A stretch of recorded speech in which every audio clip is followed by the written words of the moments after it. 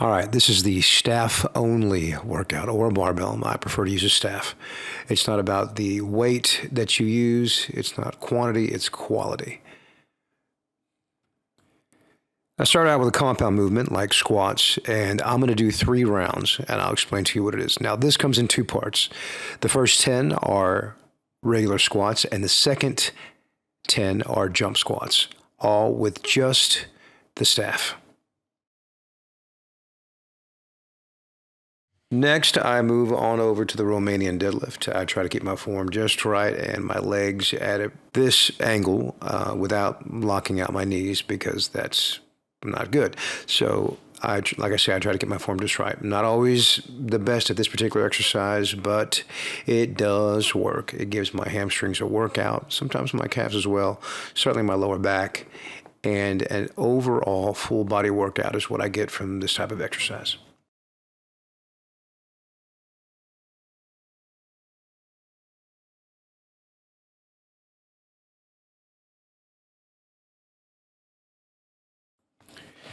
Then I move over to front squats. Now, here again, this comes in 2 parts. I do 10 reps with the best form that I possibly can. And then I do jump squats for the second 10. Really pushing it as hard as I can and trying to get as much height, maintaining my form the best that I possibly can with smooth movements, no stops, just nice, buttery movements.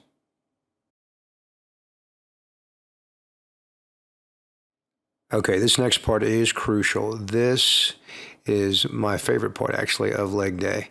And I say leg day, but I do full body every day. So every day except for my rest days, which is sometimes every 5th or 6th day. This is the most crucial because it really hits my quads. I get a deep squat out of each leg that I don't normally get with squats, and it really does give me a good leg burn. It's how I end my workout. Now, if I haven't quite gotten enough out of what I've done before, I always throw in some extra reps. I do between 15 and 20 of these.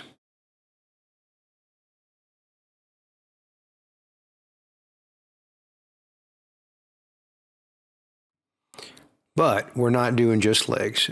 This particular workout isn't designed for just me. This is, from what I've seen and the results thereof, this is one of the best glute exercises.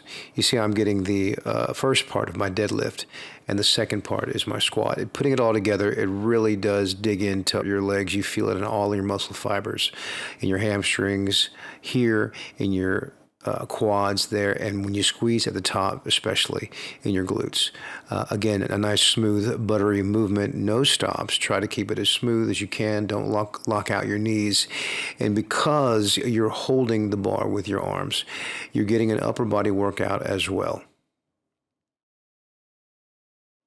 Now, of course, this part is for me. This is directly from my personal workout that I do daily. This is my core workout. I do 3 rounds of this, but I don't get to my second and third round until I've completed the entire cycle. Now, I started with hip thrusts, and I do it with my hips at a 45. I don't go all the way to the ground because I'm concentrating on my lower back and my glutes strictly to increase the speed of my sprinting as a cyclist and as a martial artist. It also helps with my back kicks, very much so. Now, switching over to my right side to work on my obliques.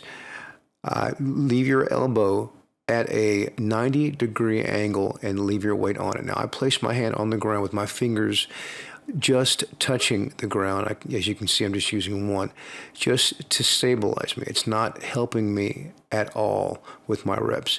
And I only go slightly towards the ground, keeping my obliques compressed as hard as I can the entire time, as well as breathing at the same time to get that oxygen to my muscles.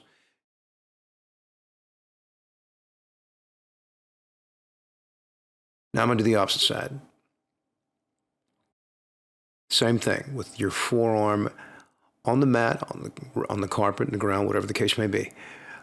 Stabilizing yourself with your fingertips if you have to. If you don't, than don't. I've been doing this for a long time, and I've finally got it to where I can balance it.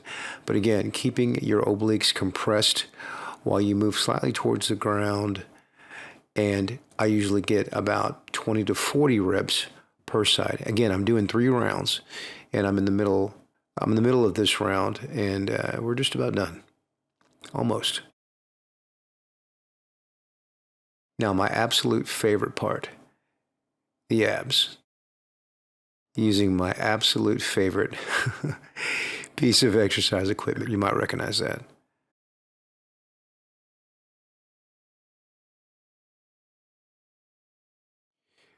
Place both forearms on the board, the skateboard, anything that rolls that you can put in front of you. Get in an L position and extend your body out, bringing it back, keeping your back as straight as you can, not arching, but keeping it straight. This is also a great stretch for your lower back. My back always pops because I loosen up my vertebrae. As I get more and more into this particular exercise, I extend farther and farther, and eventually I'll be completely horizontal with my arms straight out in front of me. Around here is where I'll start to push, and then I'll extend in like 2 or 3 reps. And I normally get about 20 to 30 of these, even if I do 3 rounds. I try to go through this group of exercises quickly because I don't want to eat up too much time doing it. But I'll go through it 3 times. And again, we're not finished with the first cycle yet. When we get to the end, we start over again.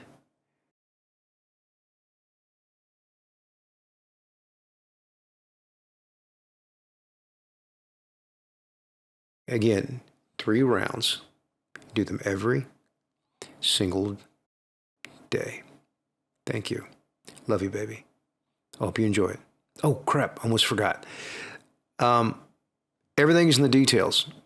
So I like to work on my forearms and on my calves daily and the details thereof. I don't have the biggest calves in the world, but I do like the way that I've shaped them, and it's come through hard work. This calf exercise comes in 3 parts. Daily, even on my days off, I work calves. And I usually use the stairs for that when I'm on my way upstairs to grab whatever it is that I'm going upstairs for. I get those knocked out, get them out of the way. That was part 1. This is part 2, with your toes in and your heels out at a different angle to get the outside of your calves for 15 reps. And then I'm going to switch to a duck foot position, that's what I like to call it, where my toes are out and my heels are in. Again, 15 reps, and that works on the inside of your calves. Now, the density of your calf muscles are about as dense as the muscle in your jaw. So you can work them every day without them getting too big, okay? Love you, baby. Hope you enjoyed that. 3 rounds, don't forget.